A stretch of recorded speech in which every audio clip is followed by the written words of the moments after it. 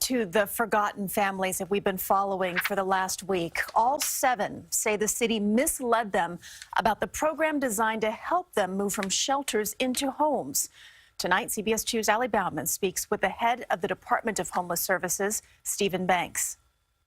Collapsed ceilings, frozen faucets, broken heaters, mice, and flooding. These are the New Jersey homes we've shown you over the past week, paid for by the New York City Department of Homeless Services, DHS. If you were homeless and you're desperate and you're in a shelter, would you have moved into one of these houses that these families moved into? For a working family, this is one of the few options that we have to help them move out of shelter. The DHS Special One-Time Assistance Program, known as SOTA, covers 1 year's rent for eligible working parents to move out of city shelters. Using taxpayer money, the city pays private landlords up front and in full, about $17,000 per family. 3,500 families have taken advantage of this program to move out of shelter.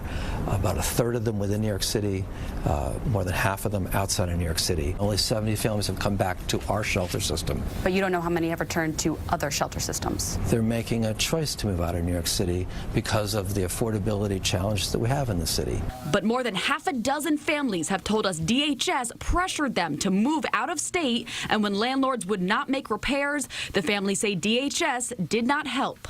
I learned about this as a result of your reporting. Why didn't you know about it before? Because they were reaching out to DHS. I know about it now, and we've committed the resources to find other housing for the families that you have identified and other families that we're reaching out to identify. We're concerned that there's a group of families that were victimized by individuals. We're working with law enforcement to hold those individuals accountable. We made a change to address a problem that we identified, which was families moving in voluntarily based upon a promise to make repairs, and then those repairs not materializing.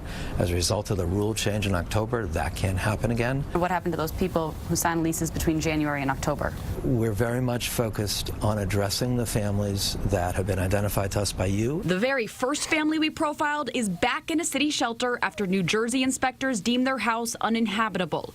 Thursday, Kevin Nicholson told us no one from DHS had talked to him about new housing since our first report. What is your agency doing right now to help specifically those dozen families? We're looking for other housing for those families in a very tight housing market. We want to get them out of the situations that they're in. Through our investigation, we found proof that the Department of Homeless Services had been notified about these terrible living conditions more than a year ago. See what the commissioner told our Marcia Kramer about that coming up at 6 o'clock.